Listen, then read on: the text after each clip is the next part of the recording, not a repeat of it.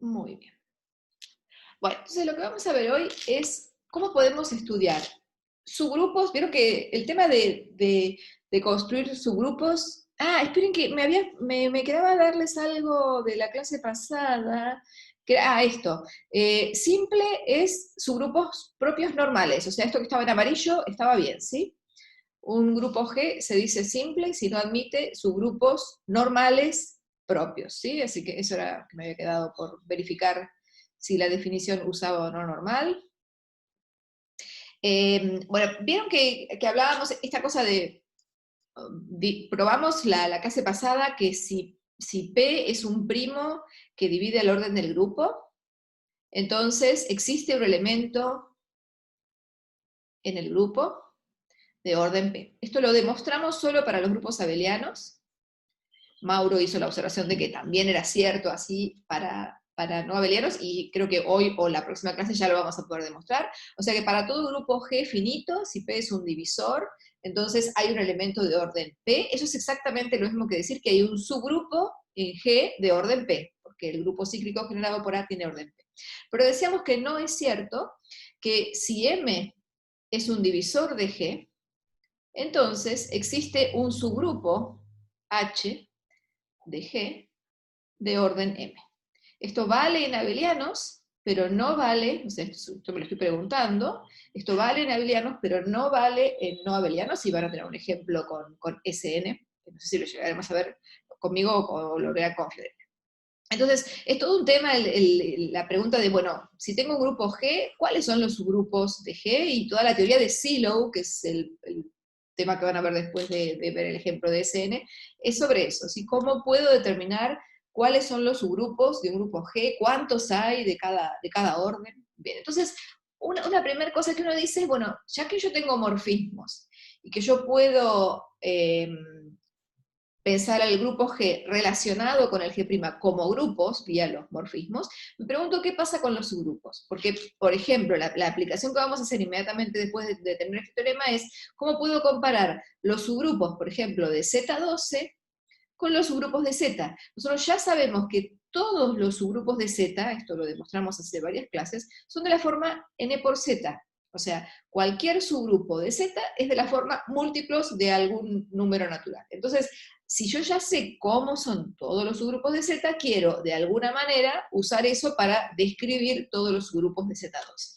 Bien, entonces esto se puede hacer siempre y cuando tengamos un epimorfismo de grupos. Entonces, vamos a empezar con este teorema que dice, si yo tengo un epimorfismo del grupo G en el grupo G', existe una correspondencia 1 a 1 entre los subgrupos de G que contienen al núcleo, no todos los subgrupos de G, sino los subgrupos de G que contienen al núcleo, y los subgrupos de G'. O sea que fíjense que esto me sirve para describir todos los subgrupos de G', ¿sí? Porque todos los subgrupos de G' se corresponden con los subgrupos de G que contienen al núcleo de F. Y esto es exactamente lo que vamos a usar, como en el primer ejemplo que vamos a hacer es exactamente eso, ¿no? Ir de Z en Z12 con la proyección canónica. Entonces esto es un epimorfismo, así que esto me dice que todos los subgrupos de Z12 son los subgrupos de Z, que ya sé cómo son los NZ, que contienen al núcleo de esta aplicación, que es el 12Z. Bien, entonces esto sirve para, si yo acá pongo un grupo G donde es fácil describir los subgrupos, entonces voy a poder describir todos los subgrupos del G'. Además, si H es normal, o sea, si yo además acá le agrego, vamos a ponerlo en color, si yo digo que H es un subgrupo normal de G, tal que el núcleo de F está contenido en H, esto también está en correspondencia 1 a 1 con los subgrupos normales de G'. ¿Sí? Así que subgrupos de G' se corresponden con subgrupos de G que contienen al núcleo, y subgrupos normales de G' se corresponden con subgrupos normales de G que contienen al núcleo. Bien, entonces tenemos que demostrar este teorema. Entonces quiero definir una aplicación que a todo subgrupo de G lo mande a un subgrupo de G', y la vuelta a una aplicación que a todo subgrupo de G' lo mande a un subgrupo de G, y ver que esas dos aplicaciones que definí son una inversa de la otra. Entonces, qué sé yo, supongamos que este es mi conjunto A y este es mi conjunto B, entonces quiero definir una función biyectiva entre A y B. Entonces, arranquemos con la función que va de A a B. Entonces yo digo, bueno, agarro H, un subgrupo de G, y lo quiero mandar a un subgrupo de G'. ¿Cómo hago?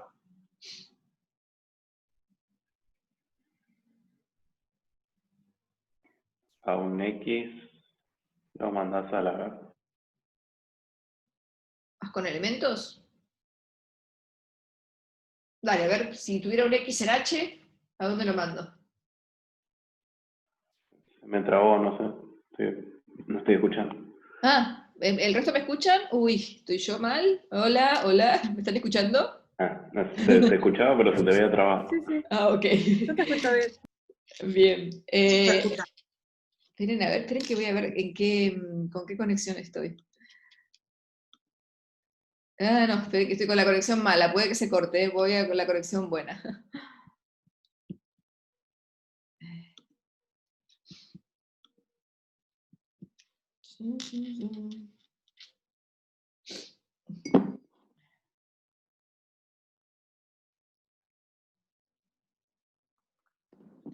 Profe.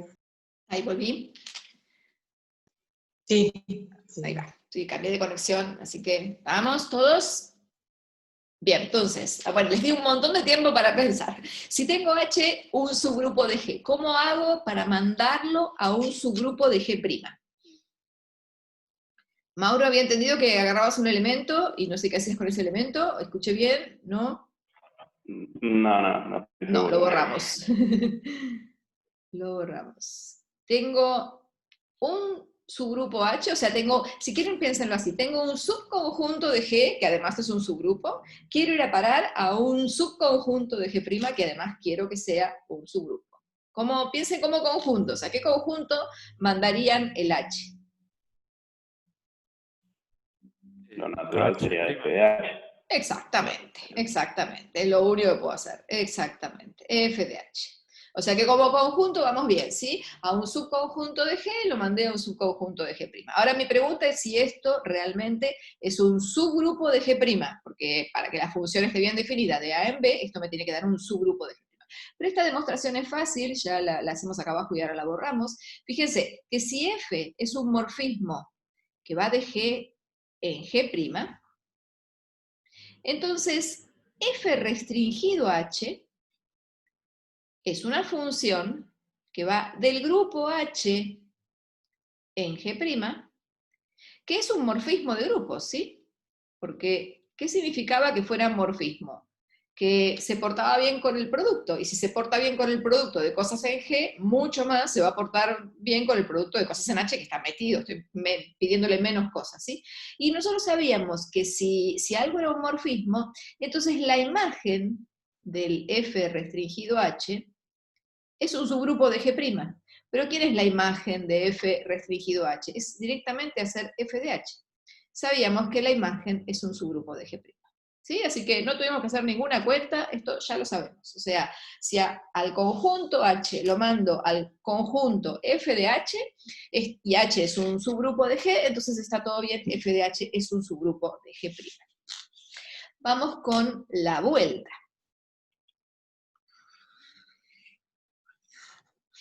Y si quieren, ya podríamos ir viendo de paso, así ya lo tenemos, ya nos queda, que si fuera normal, pasa a un normal, vamos a ver eso. O sea, si H fuera un subgrupo normal de G, entonces quiero ver que el F de H es un subgrupo normal de G'. Bueno, a ver, tengo que demostrar esto entonces. ¿Qué significa que el F de H sea un subgrupo normal de G'? Que si yo agarro un G en G', tomamos G en G'.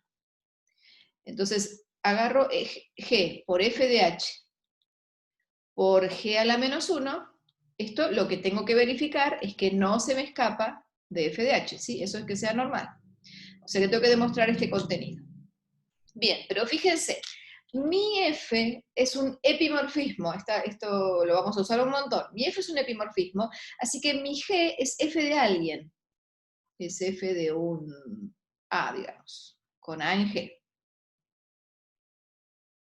Entonces, toda esta cuenta que tengo acá, yo la puedo escribir como F de A por F de H por F de A a la menos 1, pero ¿se acuerdan? El menos 1 lo podemos meter adentro, así que esto me quedó F de A a la menos 1. Pero entonces, ¿qué es todo esto? F es morfismo de grupos. Entonces, toda la F la puedo sacar afuera. O sea, hacer F de A por F de alguien en H por F de A a la menos 1 es exactamente lo mismo que hacer F de A por H por A a la menos 1. Y el A por H por A a la menos 1, yo dije que H era normal, entonces esto está metido dentro de H. Me quedó esto metido ahí adentro. ¿Está bien? Así que tenemos que la función que a todo h en el conjunto A lo manda al f de h en el conjunto B es una función que está bien definida porque a su grupo lo manda a su grupo y en particular a los subgrupos normales los manda a subgrupos normales. Muy bien, borremos todo esto y vamos con la vuelta. Ahora quiero definir la función que va de B en A. Entonces, hago lo mismo, tomo H', un subgrupo de G', y lo quiero mandar a un subgrupo de G. ¿Qué hago? Piensen en conjuntos. Eh, Como es epimorfismo, cualquier elemento de H se puede escribir como F de cualquier elemento de H' se puede escribir como F de A para una en G. Y Sí, entonces lo mandas al elemento de H', lo mandas al elemento A de G. La preimagen, ¿sí? la preimagen, claro, porque o sea, lo que estás diciendo vos está bien, Gabriel, pero tendría que mandarlo a todos los A, porque si no, no me va a quedar su grupo. O sea, sería una posibilidad para su conjunto, pero no me daría su grupo. Entonces, acá voy a decir la preimagen directamente, o sea, estoy tomando todos los elementos en G, que cuando le aplico F van a parar a alguien de H', ¿sí? La preimagen del H'.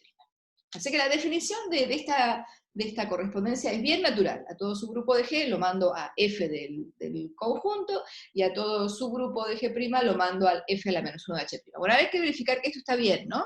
O sea, tenemos que ver que efectivamente esto vive en A, o sea que esto es un subgrupo de G, y después hay que ver que si el H' es un subgrupo de G que contiene el núcleo, porque ojo que A me pide más cosas, me pide que sea subgrupo y contenga el núcleo, así que tenemos que verificar estas dos cosas, y después lo de restringirnos al normal, ¿sí? Bueno, entonces arranquemos con ver que F a la menos 1 de H' efectivamente es un subgrupo de G.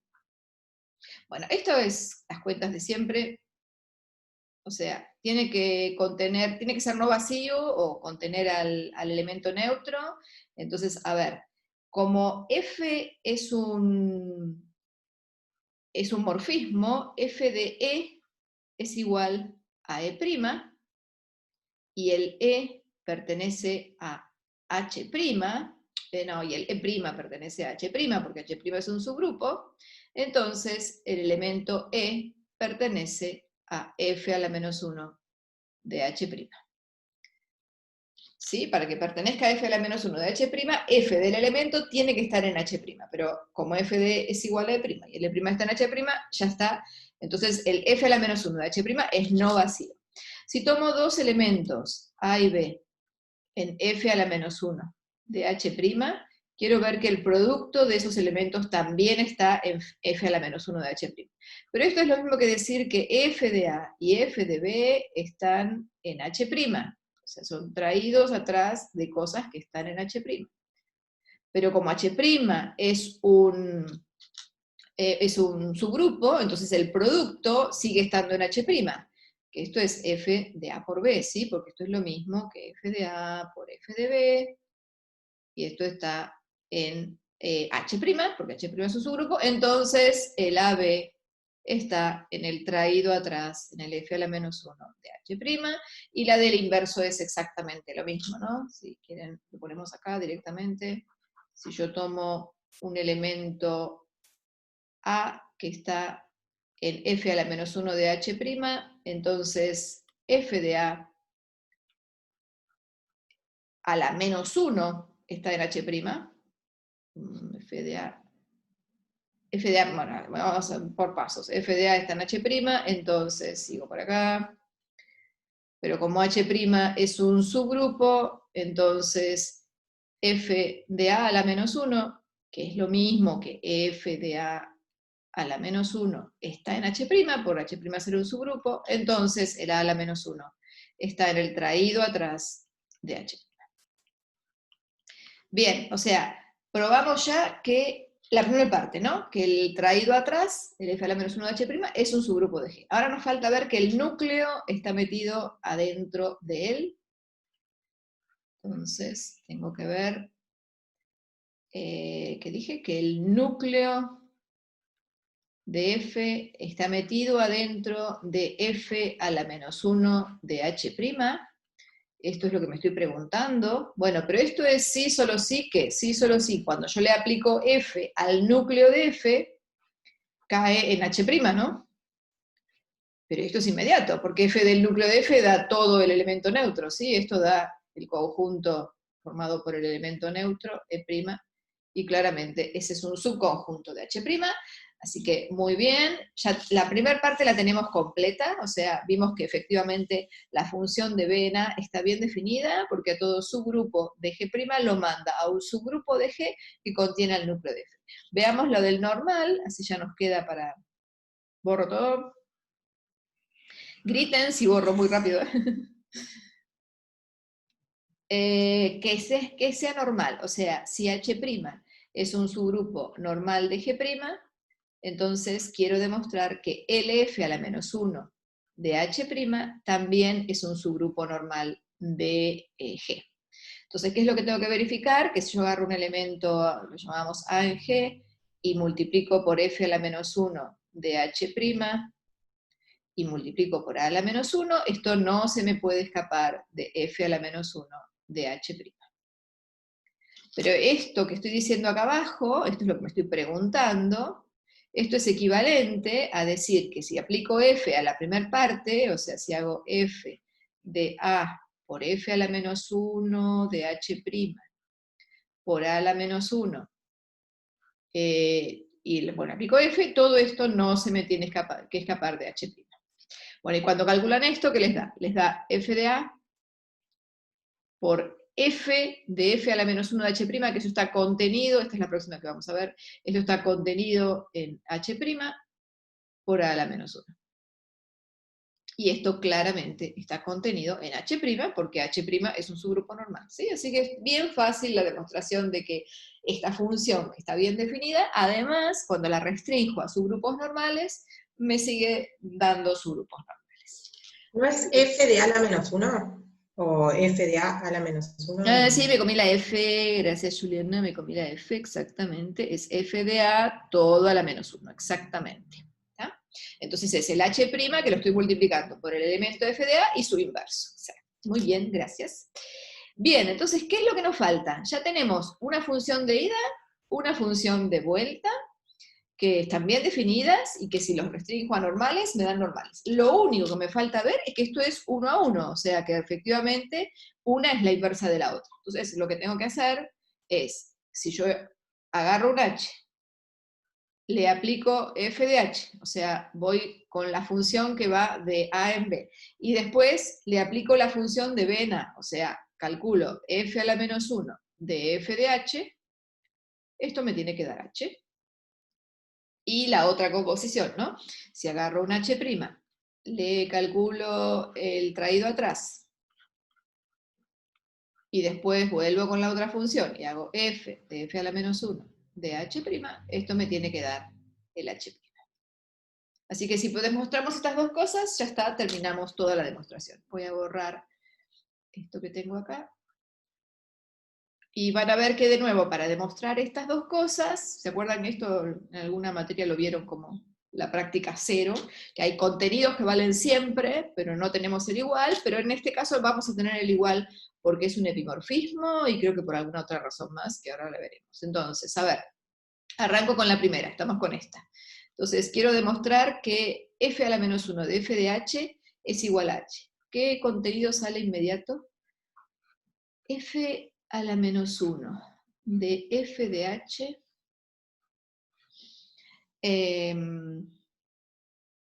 ¿Cuál es el que sale inmediato? Ninguno de los dos, sí, alguno sale. A ver, hagamos las cosas. Sí, y... Y ese contenido en H, ¿no? ¿Eso no es inmediato? ¿Cuál? Ese contenido en H. A ver, vamos, esto es inmediato, porque esto sería, sí, exactamente, gracias Mauro, esto es sí, solo sí, aplicarle F. No, el otro, ¿no? Uy, me marean estas cosas siempre. F. Vamos despacio. Si I pertenece a f a la menos 1 de f de h, son una pavada estas demostraciones, pero son súper mareantes. Si I pertenece a f a la menos 1 de h, esto significa que el f de I pertenece a f de h. Sí, no, esta es la que no va a dar. O sea, bueno, esperen, vamos a borrar todo esto, total la otra, yo me la acuerdo esto. Vamos a arrancar con esto, creo que es la otra la que sale. A ver. Vamos de nuevo. Yo digo que esta es inmediata, pues, esperen, la escribo al revés, porque vamos a escribirla. H está contenido ahí. A ver si estamos de acuerdo con esta. H está contenido acá, pues f de h está contenido en f de h. A ver si estamos de acuerdo o no. O sea, yo digo que h está metido acá adentro porque el f a la menos 1 de f de h son los elementos que cuando les calculo f caen adentro de f de h. O sea que efectivamente h está metido acá adentro. ¿Sí? ¿Están de acuerdo? ¿Todos estamos de acuerdo? ¿Sí? O sea, si yo agarro un h en h, entonces el f de h vive en f de h, entonces el h vive en el traído atrás de f de h. Esa es la que tenemos siempre. Entonces ahora vamos con la otra. Entonces yo quiero probar que f a la menos 1 de f de h está metido adentro de h. Esta es la que no vale siempre y vamos a necesitar que f es un epimorfismo. Entonces arranquemos. Tomo un elemento i perteneciente acá, a f a la menos 1 de f de h. Eso significa que mi f de i pertenece a f de h. Ojo, me estoy preguntando esto, ¿sí? Entonces, esto es lo que quiero demostrar. Entonces, esperen esto, vamos a escribirlo bien. Vamos acá. Sea I perteneciente a F, entonces, ahí vamos, entonces el F de I pertenece a F de H. ¿Esto qué significa? Significa que F de I es igual a F de alguien en H. Es lo único que puedo decir por ahora. ¿Sí? Yo quiero probar que el I está en H, o sea, si mi F fuera inyectiva, ya está, porque yo diría I es igual a H, pero mi F, nadie me dice que sea inyectiva. Entonces, lo que sí puedo decir acá, vamos a ir para arriba por si necesito más lugar, es que F de I por H a la menos 1 es el elemento neutro. Entonces, lo que digo con esto es que el I por H a la menos 1 pertenece al núcleo de F. Pero el núcleo de F estaba metido adentro de H. Y H a la menos 1 está en H. Entonces, I por H a la menos 1 por H también vive en H. Y ese es el elemento I que estábamos buscando. ¿Está bien? Entonces, si yo tengo un I que está en el traído atrás de F de H, lo único que puedo decir es que el F de I es F de alguien en H. Eso significa que el I por H a la menos 1 vive en el núcleo de F, pero por suerte el núcleo de F está metido dentro de H, así que todo este elemento está en H, así que si yo lo multiplico por H, sigue estando en H, y entonces el elemento I está en H. Así que usamos este contenido para probar que efectivamente la composición de estos dos morfismos, como fue, arrancamos con A, fuimos a B y volvimos a A, nos dio la identidad. Bueno, y vamos con el otro entonces ahora. Sería agarrar un H', ¿no? Agarro un H', le aplico f a la menos 1, y después le aplico f, y lo que yo quiero probar es que esto me da h'. Bueno, de nuevo, hay una que se vale siempre, y no sé cuál es, así que vamos a arrancar con las demostraciones. Supongamos que agarro un elemento i perteneciente a f de f a la menos 1 de h'. Entonces, esto me dice que mi i es igual a f de un x, y el x está en f a la menos 1 de h'.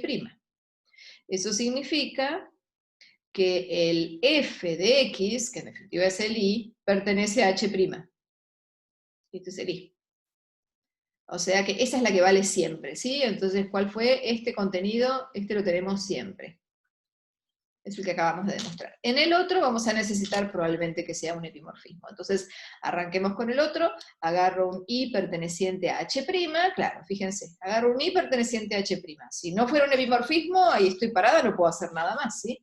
Pero como es un epimorfismo, entonces el i se escribe como f de un x. Por ahora, el x en g, es lo único que puedo decir. Pero, ¿qué pasa? ¿Dónde está el x? El x está además en el traído atrás de h', porque el i está en h', ¿sí? Y es lo que queríamos ver, ¿no?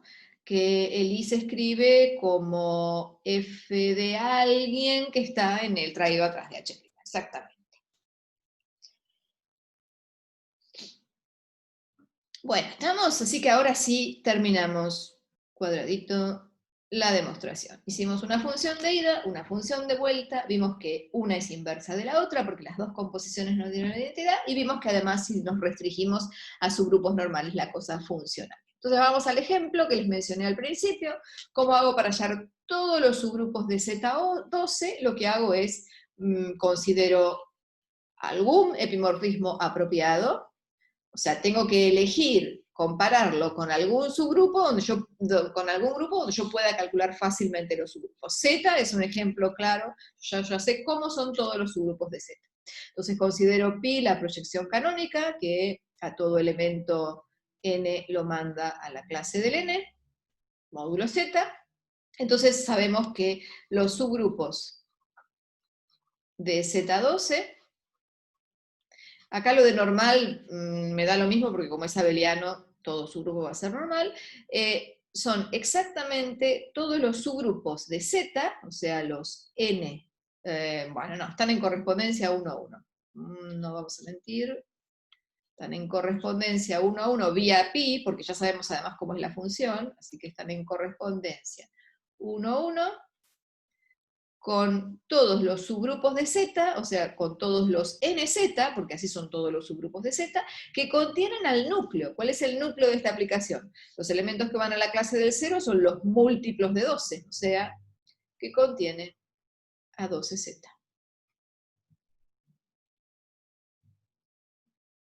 Entonces tengo que hallar los n naturales que verifiquen que 12z, sí, este es el núcleo de pi, ¿no? Por eso escribimos acá esto es el núcleo de pi. Entonces tengo que hallar todos los n tales que los múltiplos de n contengan a los múltiplos de 12. Esto me dice que el 12 tiene que ser n por alguien, ¿no? Que el 12 por 1 tiene que ser n por q. Entonces n tiene que dividir a 12, así que n, ¿quiénes son? Es 1, 2, 3, 4, 6 y 12. Todos los divisores de 12. Entonces, ¿cuáles son los subgrupos de Z12? Este conjunto es calcular pi en nz. Para estos valores de z, ¿sí? Entonces, bueno, voy a tener, ¿cuántos? Dije 3, 6. Voy a tener 6 subgrupos, ¿sí? Entonces, bueno, vamos a hacer el primero, va a ser pi de z. Entonces esto directamente es todo, porque pi es un epimorfismo, esto es Z12. Claramente es el subgrupo trivial todo. El segundo va a ser pi de 2z. O sea que esto, ¿qué va a ser? Bueno, tengo que tomar las clases de equivalencia en Z12 de números pares. Entonces voy a tener el 0 seguro, voy a tener el 2, el 1 no, porque el 1 es la clase del 1 y los impares no me aparecen acá. El 4, el 6, el 8, el 10, y se acabó, porque después ya el 12 es 0, el 14 es 2, y se repiten, ¿sí? O sea que esto me dio un grupo cíclico, porque está generado por el 2, fíjense que el 2 más 2 me da 4, el 2 más 4 me da 6, el 2 más 6 me da 8, el 2 más 8 me da 10, o sea que este es un grupo cíclico generado por el 2, ¿de orden cuánto? De orden 6, o sea que este es isomorfo a Z6. O sea que esto me está diciendo que Z12 contiene un subgrupo cíclico de orden 6. Sigo, vamos por la mitad recién, pi de 3z. Bueno, estos van a ser todos las clases de equivalencia, módulo 12 de múltiplos de 3. Entonces va a ser 0, 3, 6, 9, y después se acabó, porque ya el 12 es 0, y vuelvo a repetir. Entonces esto de nuevo es un grupo cíclico generado por el 3, y es de orden 4, esto es isomorfo a Z4, entonces esto me dice que mi Z12 contiene un único subgrupo de orden 4, que es este, el cíclico generado por el 3. Borremos un poquito por acá para seguir. Me quedan 3 más, ¿no?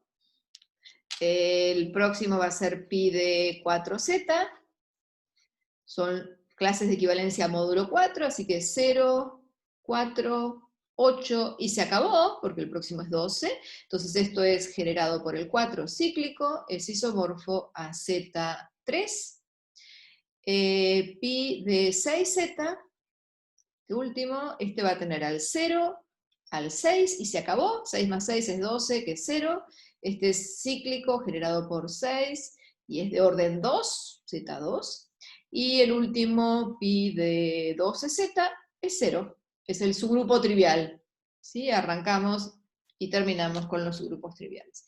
O sea que lo que acabamos de demostrar es que Z12 tiene exactamente 6 subgrupos de orden todos los divisores, ¿sí? Porque tiene un subgrupo de orden 1, este es de orden 1, un subgrupo de orden 2, un subgrupo de orden 3, un subgrupo de orden 4, un subgrupo de orden 6 y un subgrupo de orden 12. Y exactamente un subgrupo para cada uno de los divisores de 12, ¿sí? Bueno, esto que acabamos de hacer para Z12 en general no pasa, pasa cuando las cosas son abelianas, pero no abeliano, y ahí es donde uno necesita los teoremas de Sylow para decir cuántos subgrupos va a tener, si existen o no, porque puede ser vacío también, para cada divisor del orden del grupo. Pero bueno, esto ya lo pudimos resolver y lo pueden hacer para cualquier Zn. Entonces, bueno, una observación con lo que acabamos de decir: si H es un subgrupo normal de G, todos los subgrupos de G sobre H son ¿de qué forma? Ahora lo vamos a completar. Yo puedo considerar el epimorfismo de G en G sobre H.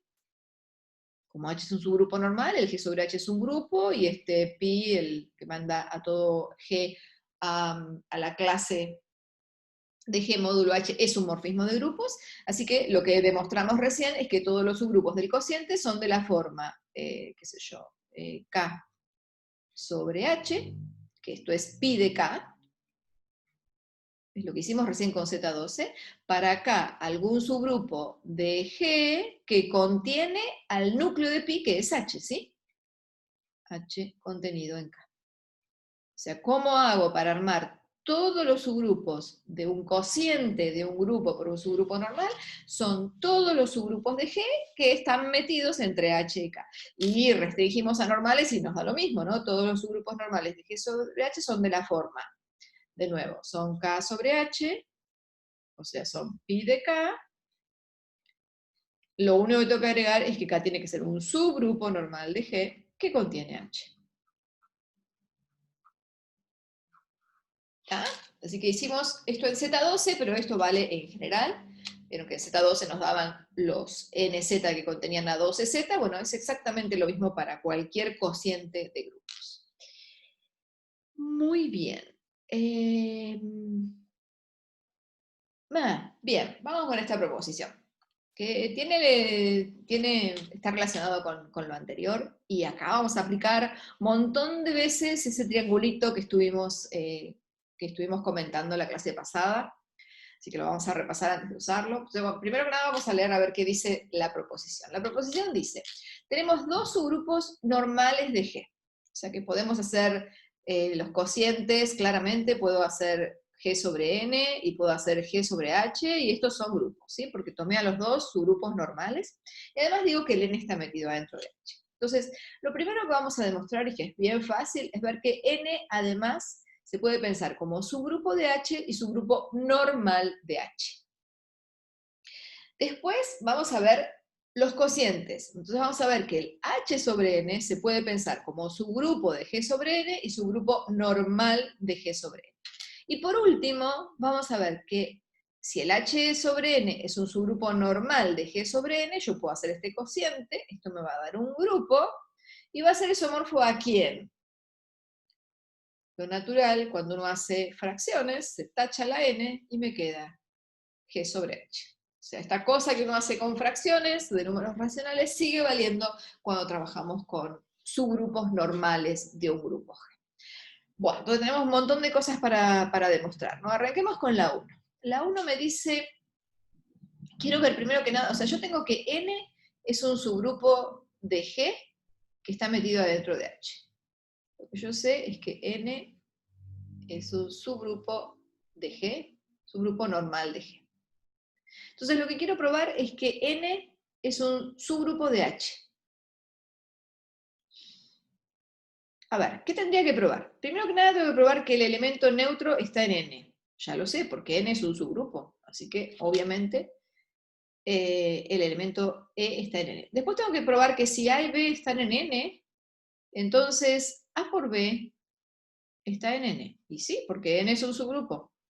Y la última que tengo que probar es que si A está en N, entonces A a la menos 1 está en N. O sea, esta noción de ser subgrupo de, vamos a hacer el dibujito porque esto me gusta, si yo tengo el grupo G grande, ahí adentro meto el H, y ahí adentro meto el N, entonces, decir que N es un subgrupo de G, es decir que N con la operación que hereda de G tiene estructura de grupo. Eso es exactamente lo mismo que decir que N con la operación que hereda de H es un grupo, ¿sí? Porque la operación de G es la misma que la de H y va a ser la misma que la de N, ¿sí? Así que hablar de subgrupo D metido dentro de H o metido dentro de G es exactamente lo mismo. Fíjense que acá no hicimos nada, o sea, en ningún momento miramos si estábamos adentro de G o adentro de H. Obviamente estamos usando la estructura de grupo de G y de H, que es la misma, ¿sí? O sea que esta primera noción es inmediata, así que eso pasa siempre, si N está metido dentro de H y los dos son subgrupos de G, entonces al N lo podemos pensar también como subgrupo de H. La que me interesa es la de normal, o sea, esto nada, esto siempre vale. Entonces, ¿por qué N va a ser un subgrupo normal de H? Yo sé que N es un subgrupo normal de G. Quiero probar que es un subgrupo normal de H. ¿Qué significa que sea un subgrupo normal de G? Esto significa que cada vez que yo agarro a alguien en G, lo multiplico por cosas de N y lo multiplico por el inverso, no se me escapa de N. ¿Qué significa que sea normal en H? Que si yo agarro a alguien en H, lo multiplico por N y lo multiplico por H a la menos 1, eso no se escapa de N. Obviamente, si vale para todas las cosas en G, en particular, vale para todas las cosas de H, ¿sí? O sea, esto implica esto. Acá tengo muchas más cosas, ¿sí? Así que el 1 es bien fácil, ya lo tenemos. N es un subgrupo de H y es un subgrupo normal de H.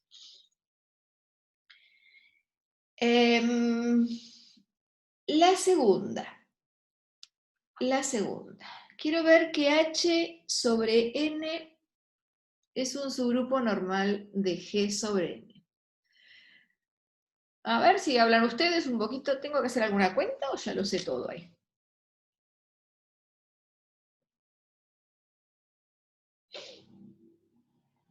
¿Cómo son los subgrupos de G sobre N? Los, digamos, H' subgrupos de G sobre N. Acabamos de demostrar que estos están en correspondencia 1 a 1 con los subgrupos H de G que contienen a n, ¿sí? Esto fue el teorema que demostramos recién, ¿sí?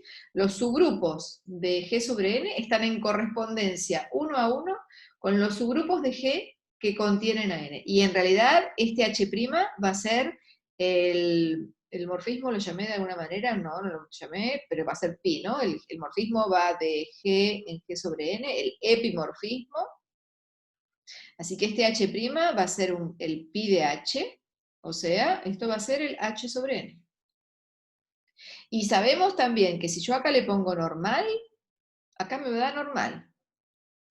Entonces, los subgrupos normales de G sobre N se corresponden con subgrupos normales de H que contienen a N, pero esto ya está, porque el N es un subgrupo normal de H, no, ¿qué dije? Chan, chan, chan. Ah, no, el H. El H es un subgrupo normal, déjame escribirlo por acá. Vamos a borrar esto. O sea, eso, por el teorema anterior, el punto 2 ya lo tenemos todo demostrado, ¿sí? Porque H es un subgrupo normal de G que contiene a N. Entonces, por esta correspondencia biunívoca, el H sobre N va a ser un subgrupo normal de G sobre N.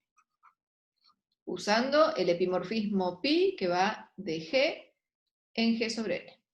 Así que el 2 es el teorema anterior, listo, ya está. Bueno, ahora sí, nos queda el 3, que es el que más me interesa, porque ahí vamos a aplicar varias veces lo de los triangulitos. ¿Qué es lo que vamos a aplicar varias veces? Esto que hicimos, vamos a repasarlo para entonces hacer un repaso, para ver qué es lo que vamos a usar para demostrar el 3. Primero que nada, si teníamos un morfismo que iba de G en G1, un morfismo F, y teníamos un morfismo G que bajaba, que iba al G2, entonces demostramos que existía un único morfismo H que hacía conmutar este triangulito, o sea que el H compuesto con G era el F. Esto era así, solo si el núcleo de G está metido adentro del núcleo de F. Y en particular, usábamos esto para ver que si teníamos un morfismo de G en G1, y acá bajábamos a G cociente por el núcleo de F, entonces teníamos un único morfismo acá. Fíjense que el núcleo de esta aplicación es el núcleo de F, así que claramente está metido dentro del núcleo de F. Entonces existe un único, pero además acá existía un único monomorfismo. En realidad habíamos demostrado primero este, y la clase pasada vimos que lo podíamos generalizar a esto, y este salía como corolario, ¿sí? Entonces, esta era la forma que teníamos, si teníamos un morfismo cualquiera que no era mono, pasarlo al mono, matar el núcleo, ¿sí? Entonces voy a usar esto 2 veces para demostrar esto que tenemos acá. Entonces, lo que hay que ver es bien qué es lo que uno escribe en el triángulo. Si uno la pega, con eso después todo sale inmediato. Entonces, a ver si la pego. Voy a ir de G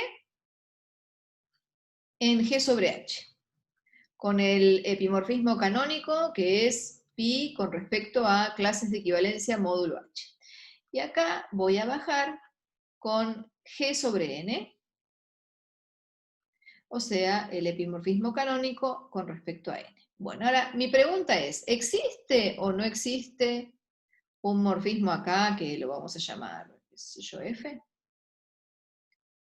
¿Existe un único morfismo que hace conmutar este triángulo? A ver, lo que necesito para asegurarme que este morfismo existe, que está bien definido, es que el núcleo del que baja esté metido adentro del núcleo del horizontal, ¿sí? Entonces esto vale sí, solo sí, el núcleo de la proyección con respecto a n está metido adentro del núcleo de la proyección con respecto a h. Pero bueno, ¿esto qué es? Esto es n. Y esto es H, y mi hipótesis decía exactamente que N estaba metido adentro de H. O sea que con esta hipótesis ya podemos asegurar, borro todo esto que dije acá, existe un único F, donde F, ¿qué es lo que hace? Fíjense, F compuesto con πn me da πh, ¿no? O sea, lo que me está diciendo es que F de la clase de equivalencia de un elemento G módulo n, o sea, de un G por n, ¿va a parar a quién? Va a parar a la clase de equivalencia de ese mismo G módulo H. O sea, esto es lo que está haciendo. Un elemento, la clase módulo n, va a parar al mismo elemento, pero la clase módulo h. Y esta definición es buena, nada más que porque n está contenido en h. Esa fue la demostración que hicimos la vez pasada.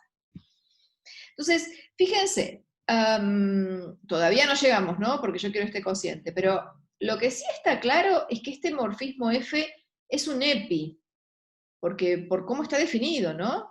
Porque si yo agarro la clase de algún g módulo h, eso es f de la clase del mismo g módulo n, así que claramente acá tengo un epimorfismo de grupos. Entonces, tenemos el problema de siempre, tengo un epimorfismo, pero no sé si se es mono, entonces para arreglar lo del mono, necesito calcular el núcleo y pasar al cociente. Y acá sí ya voy a tener el mono, ¿sí? Entonces, fíjense, yo acá necesito un isomorfismo, ¿sí? Un isomorfismo que termine en G sobre H. Bueno, no, todavía no lo tengo un epimorfismo que termina en G sobre H. ¿Cómo hago para arreglar lo del monomorfismo? Esta F, usando este triangulito, ahora voy a pasar al color verde, así, usando esta idea, lo que voy a hacer es poner en el horizontal este morfismo, o sea, el G sobre N, con este epimorfismo va a parar al G sobre H, este es el que llamamos F. Bueno, lo que yo voy a hacer, si este no es mono, si fuera mono ya está, pero si no es mono, voy a pasar al G sobre N sobre el núcleo de la F. ¿Sí? Exactamente lo que hicimos acá. Y entonces, esto va a ser la proyección sobre el núcleo de F. Entonces, este resultado me va a decir que existe un único acá, que será un F tilde, o F barra, qué sé yo, que es mono. Bien, ¿cómo está definido este F tilde? F tilde de la clase de alguien acá, que es terrible porque es una clase, doble clase, ¿sí? Pero vamos a poner así, va a ir a parar, y doble clase, ¿no? Va a ir a parar a la clase del G, o sea, claramente, pensémoslo así, yo quiero probar que esto es un epimorfismo, entonces yo agarro a alguien de acá, y yo sé que si lo levanto acá, ese elemento va a parar, o sea, esto siempre, si el F era un epi, lo pueden repasar mejor acá, porque acá hay dobles clases, es un espanto, ¿no? Pero si el F es epi, entonces el F tilde que puse acá, es un epi. Y la demostración es exactamente la misma que dijimos acá. ¿Sí? Cada vez que yo completo, si el que teníamos acá, o sea, eso lo podríamos haber dicho acá también, si este F es un epi, entonces seguro el H también es un epi, por cómo está definido esto, ¿sí? O sea, el epimorfismo no cambia, el problema siempre es el mono. Entonces, como este F era un epi, porque lo sacamos de acá, entonces este F tilde ya sabemos que es un epi, voy a borrar esto acá que no dije nada en definitiva, esto, dobles clases es un horror, así que nada, en general yo ya sé que el F tilde es un epi. O sea que encontramos un iso, porque encontramos un mono y un epi, o sea que esto es un iso. Lo único que me faltaría ver, para llegar al 3, es que el núcleo de F es exactamente este H sobre N. Y ahí termina la demostración, porque fíjense que acá encontramos un iso entre G sobre H, que es lo que tengo acá, G sobre N, que es lo que tengo ahí, cociente por el núcleo de F. Entonces, bien, calculemos el núcleo de F. ¿Dónde tengo la F? La F la tengo acá. Entonces vamos a borrar todo esto. Lo único que tengo que hacer para terminar la demostración es calcular el núcleo de F. Tomando por el tiempo. Vamos, re bien. Núcleo de F. Núcleo de F. ¿Quién es el núcleo de F? Bueno, calculémoslo. El núcleo de F son las clases de equivalencia módulo n, tales que cuando yo les calculo f a estas clases de equivalencia, me dan el elemento neutro. ¿Quién es el elemento neutro en G sobre H?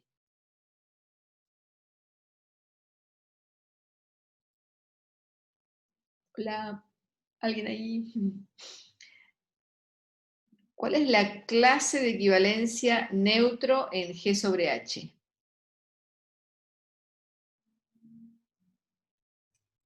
La clase de equivalencia de un elemento de H. o del elemento neutro, si querés, ¿sí? ¿Se acuerdan? ¿Qué sé yo? En Z12, ¿quién es el elemento neutro? Es la clase del 0, o sea, es la clase del elemento neutro de Z, ¿sí? En general, en G sobre H, la clase del elemento neutro es el elemento neutro o la clase neutro, o sea, esto es el E por H, que es lo mismo que H. Que es verdad, es la clase de H por H para cualquier H, esto es lo mismo que H por H para cualquier H que agarremos en H, ¿sí? Porque cualquier H en H está en la misma clase de equivalencia del neutro. Pero bueno, todo esto que puse acá, lo único que me interesa en definitiva es que lo borro y es que da H, ¿sí? Con eso me voy a quedar. Es H. Bueno, entonces, ¿esto qué es? Sigamos escribiendo. Estos son las clases módulo n, tales que, bueno, ¿quién era la f de Gn? La f de Gn era GH, o sea, GH me tiene que dar H. Bueno, pero ¿eso qué significa? Que GH me dé H, o sea, lo que dije recién acá arriba, que la clase del G coincida con la clase del elemento neutro, es equivalente a que el G esté en H. O sea, esto me da las clases módulo n de elementos G que están en H. O sea, ¿esto qué me está dando? Me está dando las clases de equivalencia módulo n de elementos que están en H. Exactamente lo que queríamos demostrar. El núcleo son exactamente las clases de equivalencia módulo n de elementos G que ya están en H, porque que el G por H sea H es equivalente a que el G viva en H. Así que terminamos la demostración de que vale lo mismo que en cociente de fracciones en números racionales, uno puede cancelar los denominadores y esto me da G sobre H. ¿Qué más? Bien, bueno, ahora sí, en los últimos 15 minutitos, no sé cuánto voy a dar de esto. Solo la introducción, lo pesadito lo dejamos para el lunes. Esto es una herramienta súper útil, van a ver que la van a usar un montón en la materia, principalmente cuando lleguen a Silo, pero se usa mucho en la matemática en general. Las acciones de grupos o de otras estructuras sobre un conjunto. ¿Sí? Así que yo tengo un grupo G y tengo un conjunto X y vamos a definir la acción del grupo sobre el conjunto. Entonces, cuando definamos acción, siempre vamos a tener que tener en cuenta qué estructura algebraica tiene el grupo que está actuando, y eso va a ser importante en la definición. Entonces, decimos que un grupo G actúa sobre X, y escribimos, esto lo vamos a anotar así, G actúa sobre X, si existe una función de G por X en X, que a todo par Gx lo manda a que el G actúe en X, que verifica dos condiciones. Estas dos condiciones tienen que estar dadas de acuerdo a qué significa, qué estructura algebraica tengo en G. ¿Sí? Por ejemplo, qué sé yo, si G fuera un espacio vectorial, entonces me tendría que preocupar por la suma de vectores y por el producto por escalares. ¿Sí? Como G es un grupo, solo me tengo que preocupar por la estructura, el producto que tengo en G. Entonces, la primera cosa que le voy a pedir es que hacer G por H. No, esperen, vamos a no poner puntos en el producto, así, porque ojo que tengo, vamos a ponerle una estrellita a esto, así entendemos la diferencia. O sea, a esto le pongo una estrellita que es actuar, ¿sí? Entonces, lo que le voy a pedir, la primera condición va a ser que si yo actúo primero con H, en un elemento X, y después ese elemento me dio algo en X, le actúo con G, esto va a ser exactamente lo mismo que agarrar el G, multiplicarlo por el H, mirarlo en G y actuar con X. Y esto obviamente para todo G, H en G y para todo X en el conjunto X. Y la segunda condición que le vamos a tener que pedir es que el elemento neutro, cuando actúa en un X, sea como no hacer nada. Uno se podría preguntar, Bueno, vamos al rojo. No tendríamos que pedir también la del inverso, porque en el grupo, la definición de grupo es, tengo elemento neutro y todo elemento admite inverso. Bueno, esa, la 3, digamos, no la pongo porque me viene de regalo con estas dos. A ver, vamos a ver. Yo quiero demostrar que si yo hago G a la menos 1, estrella... ¿qué quiero demostrar? Ah, sí. Si esto me da I, entonces lo que yo querría ver es que esto es sí, solo sí, que actuar con G en el I me da el X.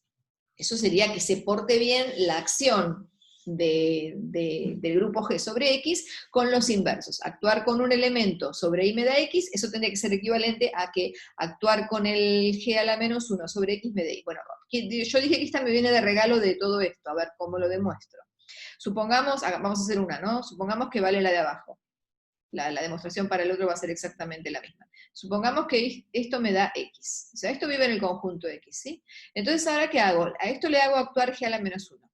Entonces, yo sé que actuar G a la menos 1 en X va a ser exactamente lo mismo que actuar G a la menos 1 en el elemento G estrella I. Porque ese es X, ¿no?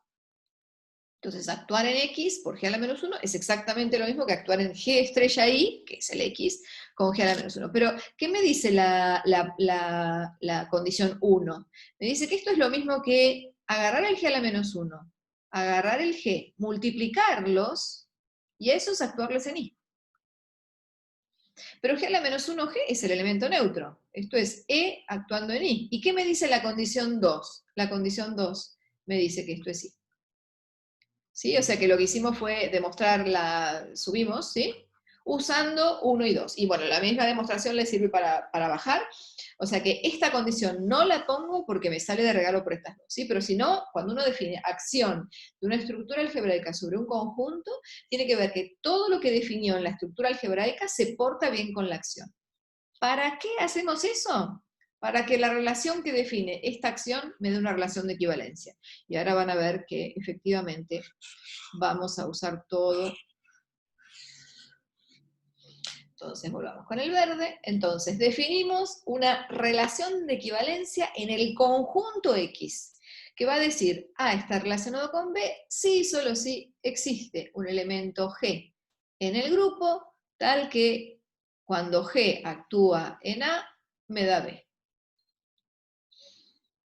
Bueno, tenemos que demostrar que esta es una relación de equivalencia.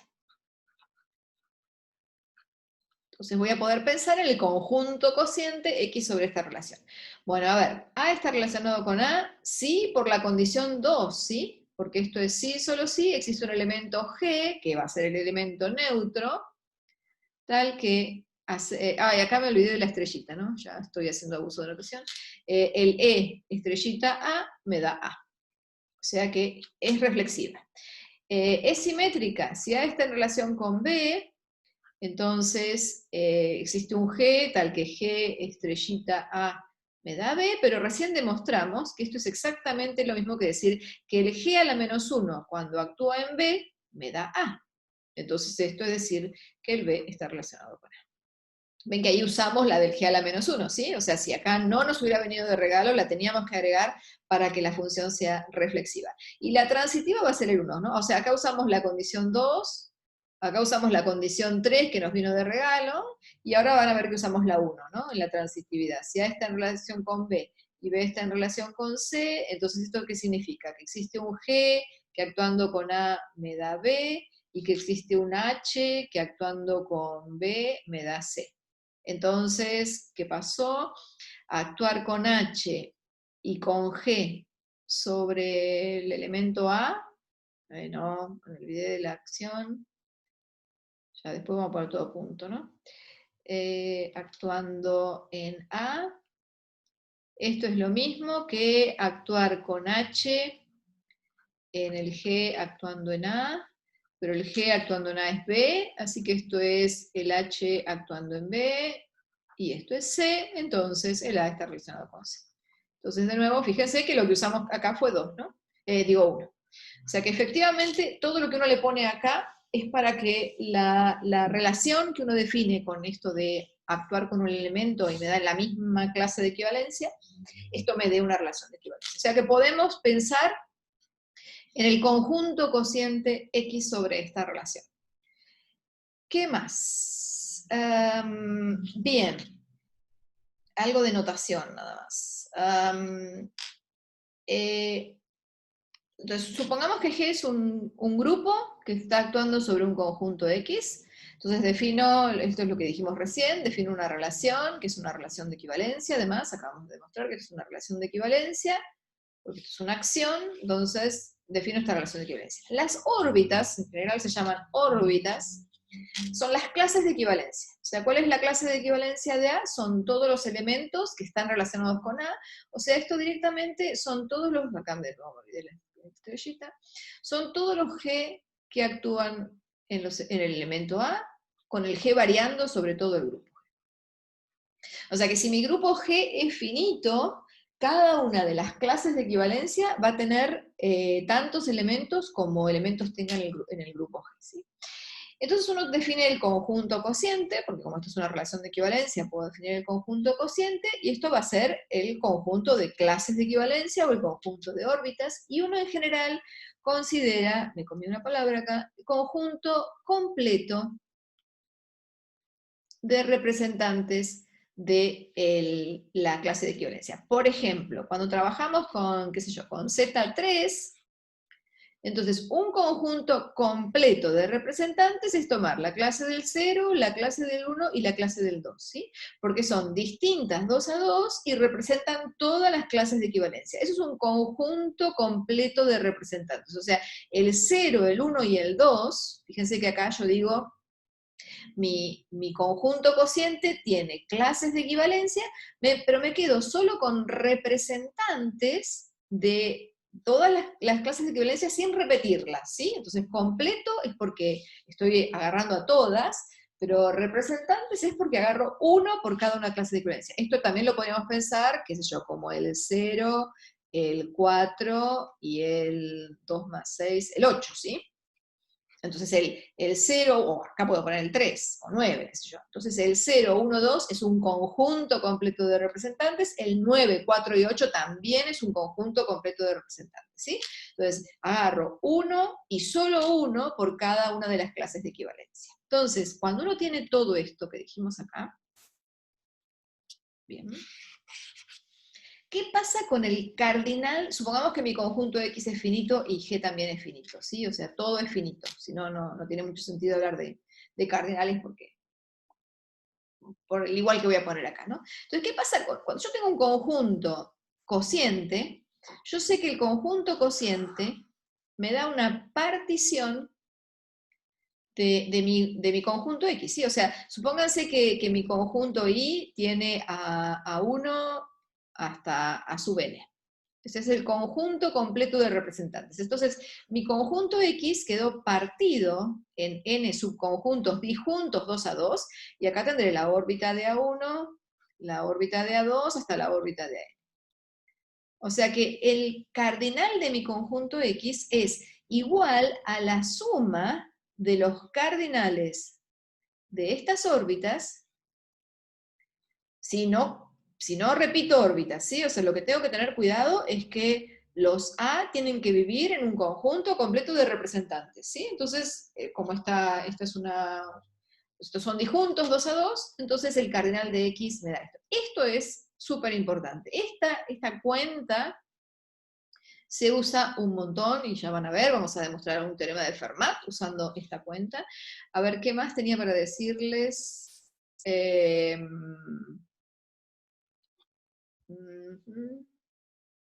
Bien, un poquito más de definiciones, así, ya tenemos todas las definiciones listas para la próxima empezar a demostrar cosas sobre esto. Creo que nada, repasé lo mismo, tengo un grupo G actuando en X, tengo la relación de equivalencia con la acción, acá no dije nada, no sé por qué esto lo borré, tengo los G actuando en A para todo G en el grupo, no sé qué quería decir acá, las órbitas, el conjunto, me comí completo de nuevo, completo de representantes. Esto dije que eran la suma Ah, sí, ya sé. ¿A dónde iba esto? La suma de las órbitas para A en I. Bueno, entonces, lo que a mí me gustaría ahora es poder decir algo sobre las órbitas, ¿sí? Entonces, lo que quiero es decir algo sobre este elemento. O sea, ¿cuánto vale el cardinal y qué es la órbita de A? Entonces, para eso vamos a necesitar dos construcciones más, el estabilizador y los elementos G invariantes. El estabilizador de un elemento X son los elementos G en el grupo, tales que cuando actúo sobre X es como no hacerle nada. Lo dejan fijo al X. Ese es el estabilizador. Entonces, fíjense, este es un subconjunto de G, ¿sí?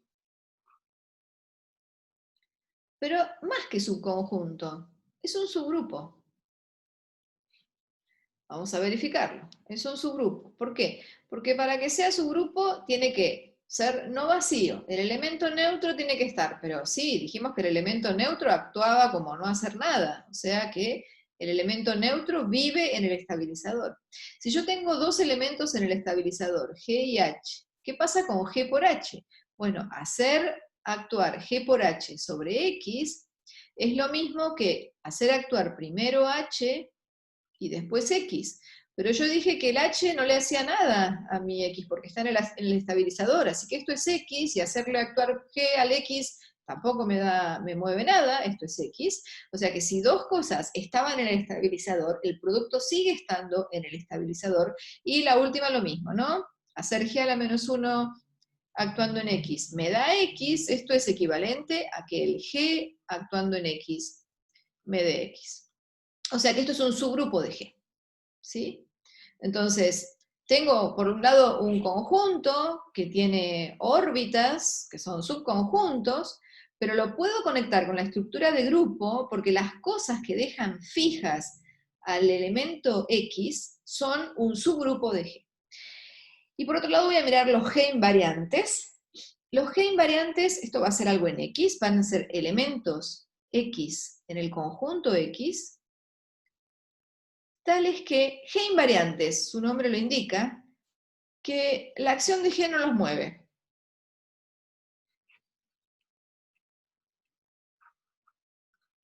Esto es un subconjunto de X. Subconjunto acá, mi X es un conjunto, no tiene ninguna estructura, así que ahí solo puedo hablar de conjunto. Bien, entonces vamos con lo último, y con esto ya termino, creo que está acá. Bien, sí, entonces esto es lo que quiero terminar. A ver qué más venía. Sí, está clarísimo. Vamos a dejar esto para la próxima.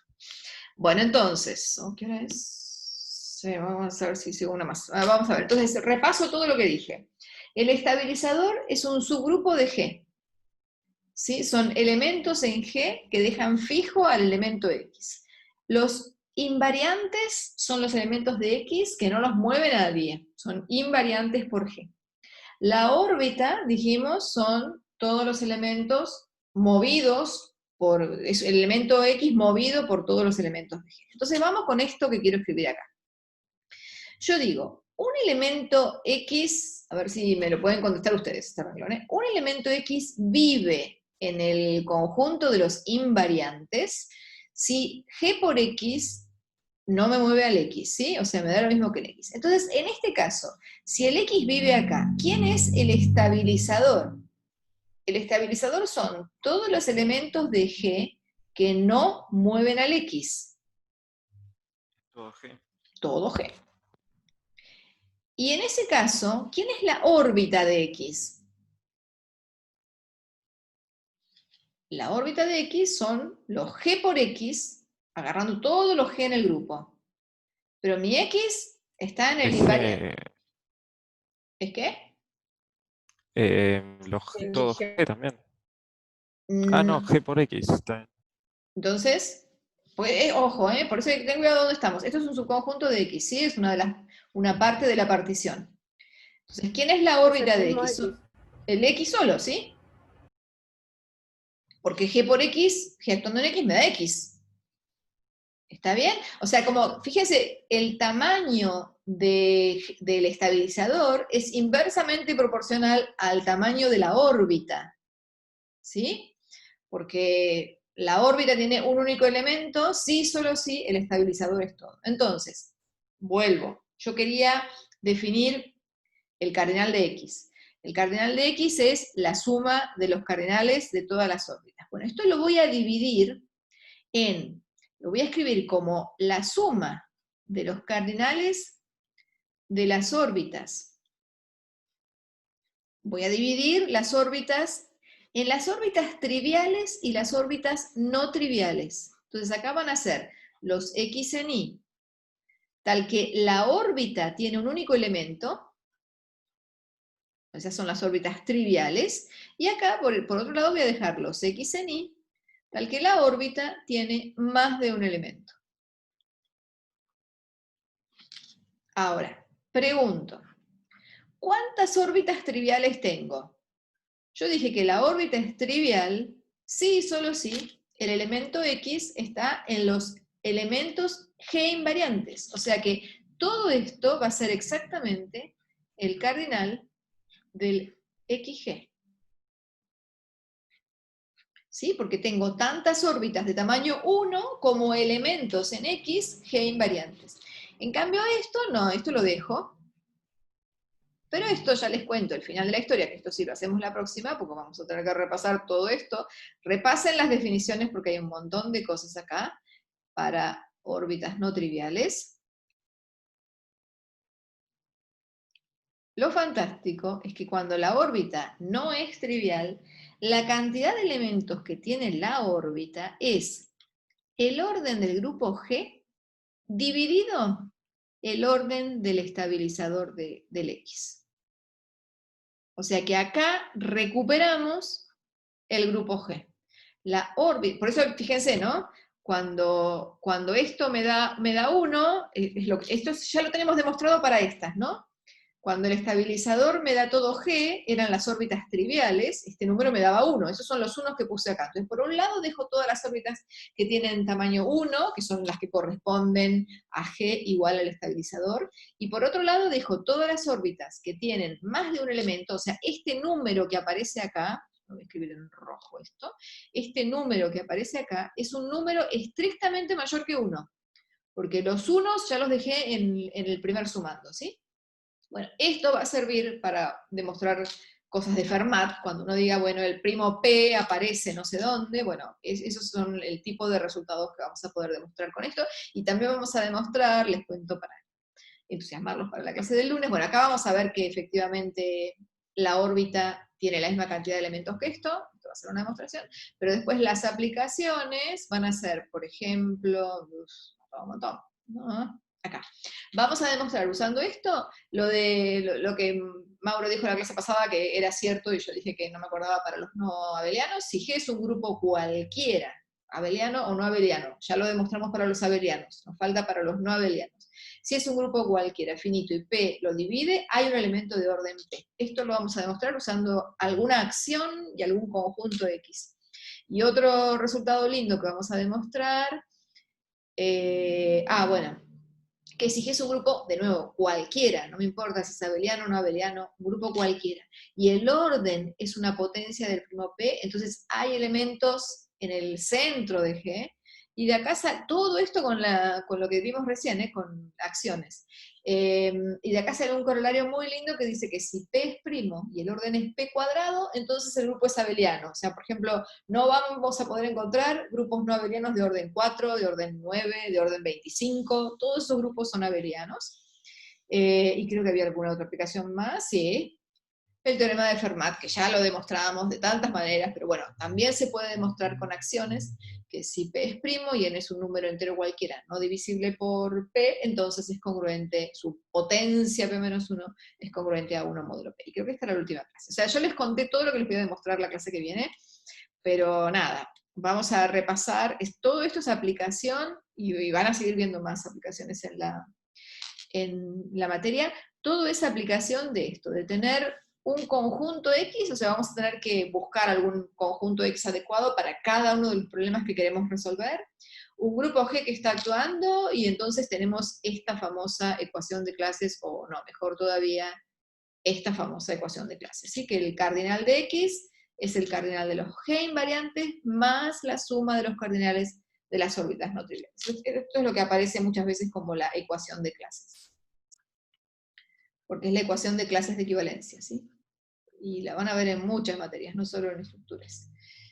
Obviamente, para cada problema particular vamos a tener que elegir un buen conjunto X y un buen grupo G. Pero bueno, pero es súper, súper útil. Bueno, vamos a dejar